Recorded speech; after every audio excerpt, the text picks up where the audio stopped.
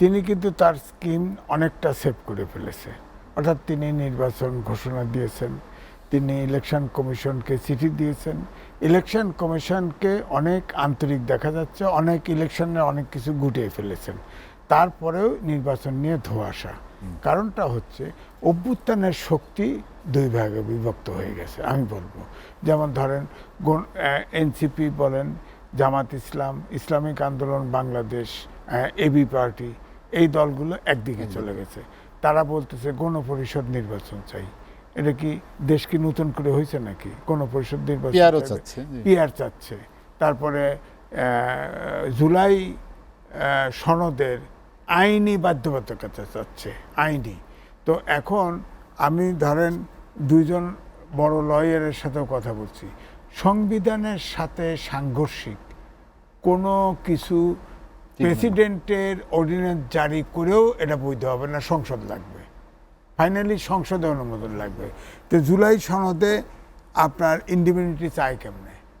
আপনি বলেন, একটা উদাহরণ দেই, যে আপনার খন্দকার মোস্তাক ফ্রিডম পার্টির সবাইকে ইন্ডিপেন্ডেন্টি দিয়েছিল, শেষ পর্যন্ত আওয়ামী লীগ ক্ষমতায় এসে এটা রহিত করে তাদের বিচার করছে না। তো আমার কথা হচ্ছে যে সরকারে যদি পরিবর্তন হয়, পালাবদল হয়, এই ইন্ডিপেন্ডেন্টির কোনো তো অর্থ রইল না। বিষয়টা হলো গণঅভ্যুত্থানের শক্তিগুলোকে এক থাকতে হবে এবং গণতান্ত্রিক চর্চা এবং দেশের যে আকাঙ্ক্ষা ছিল 5ই আগস্টের পরিবর্তনের যে আকাঙ্ক্ষা, একটা মানবিক বাংলাদেশ, সুশাসন, আইনের শাসন। হ্যাঁ, ফেসিবাদের বিলোপ মানেই গণতন্ত্র চাই, আইনের শাসন চাই, সুশাসন চাই, সেই জায়গার থেকে সরে পড়ছে। এখন ধরেন আমি বলি, এই যে পিআর সিস্টেমের উদ্ভবটা কেন হলো? ইসলামিক আন্দোলন বাংলাদেশ 111-এর সময় পিআর সিস্টেম চেয়েছে, এটা সত্য, কিন্তু জামাতে ইসলাম 300 সিটে নমিনেশন দিয়ে ফেলছে। মাঝপথে এসে ঐক্যমত কমিশন আলোচনা করছে, এটা এগোইছে, প্রায় 3 ভাগের 2 ভাগ সংস্কারে একমত হয়েছে, মাঝখানে উঠে গিয়ে আলটিমেটাম দিয়ে দিল পিআর সিস্টেমে নির্বাচন চাই। এটার উদ্দেশ্য দুইটা আমার কাছে মনে হয়েছে।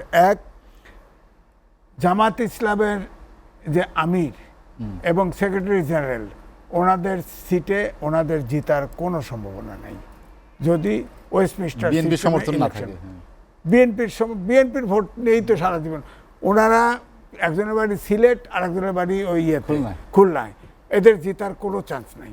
সুতরাং পিআর পদ্ধতিতে হলে তাদের নামটা অগ্রভাগে দিবে, তারা পিআর পদ্ধতিতে ভোটে পাশ করে যাবে, ইজ্জত রক্ষা হইল এক।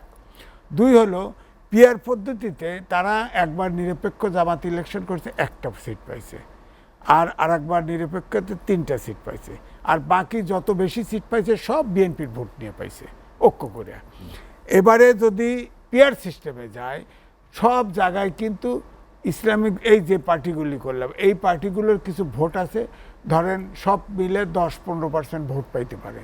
তাহলে আপনার যদি 3 দিয়ে গুণ দেন 45টা সিট পেয়ে গেল, তাহলে অনেক সিট পেল না।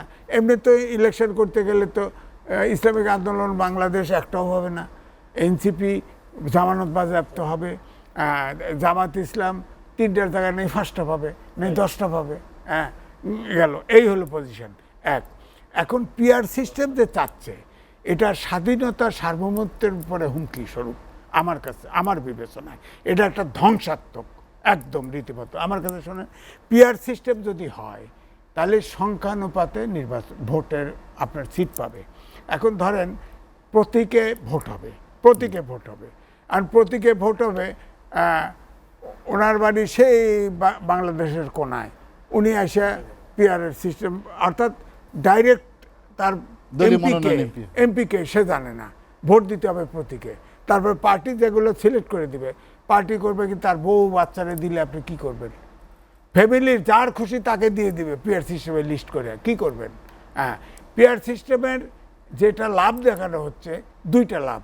একটা হচ্ছে ছোটগুলো দল আনুপাতিক নির্বাচন একসাথে নির্বাচন করলে প্রতিনিধি ঢুকতে পারে। 2 হচ্ছে যে সরকার গঠন করবে তাকে যাতে স্বাধীনভাবে কাজ না করতে পারে, তার লাগাম ধরতে পারে। এখন বাংলাদেশের আপনার রাজনৈতিক এবং ভৌগোলিক সিস্টেমে পিআর যে কত ধ্বংসাত্মক দেখেন। ধরেন পিআর সিস্টেমে গেলেন, হিন্দু বৌদ্ধ ঐক্য পরিষদ, বৌদ্ধ খ্রিস্টান ঐক্য পরিষদ, তাদের ভোট আছে, তাদের সদস্য যদি আছে কমপক্ষে 9 থেকে 10%। এখন তাদের প্রতীক নাই, তারা তো একজন আর একজনের চেনে। তারা 10% ভোট ক্যালকুলেশন করে 10টা সিটের নমিনেশন স্বতন্ত্র দিয়ে দিল, প্রতীক দরকার নেই। তা সব ভোট দিবে তাদেরকে, 10টা ঢুকলো, ঢুকে সংসদে ঢুকবে, প্রত্যেক দিন বক্তৃতা করবে যে এই যে মাইনরিটিকে অত্যাচার করতেছে। বাস গেল 1, 2 হলো আসেন, তারপরে আসেন যারা বাংলাদেশের স্বাধীনতা সার্বভৌমত্বে বিশ্বাস করেন এরা না, ধরেন পার্বত্য অঞ্চলে 3 ডিস্ট্রিক্টে, ওখানে কেউ স্বায়ত্তশাসন চায়, কেউ স্বাধীনতা চায়। ওরা এক হলো, এক হয়ে ধরেন ওরা 2টে সিট পাইল, ওরা সংসদে এসে বলবে আমরা স্বাধীনতা চাই, আরেকজন বললে আমরা স্বায়ত্তশাসন চাই। স্লোগান তো শুরু হলো ভিতরে। এখন ধরেন আপনি জানেন বলতে আপনার সেক্স ওয়ার্কারদেরও অ্যাসোসিয়েশন আছে, জানেন তো আপনি। তারপরে এই যে কি বাংলা থার্ড জেন্ডারও আছে, হ্যাঁ থার্ড জেন্ডারও আছে। তারপরে ওই যে বাংলা কি সমকামী, সমকামীদের রীতিমতো অর্গানাইজেশন আছে, সমকামীরাও সিট দিবে। ওরা সমকামী ওদের অ্যাসোসিয়েশন চেনে না, ওদের বাইরে ভোট দিবে না। তো সব সেক্স ওয়ার্কার, সমকামী, তৃতীয় লিঙ্গ সব একটা করে সিট গেল।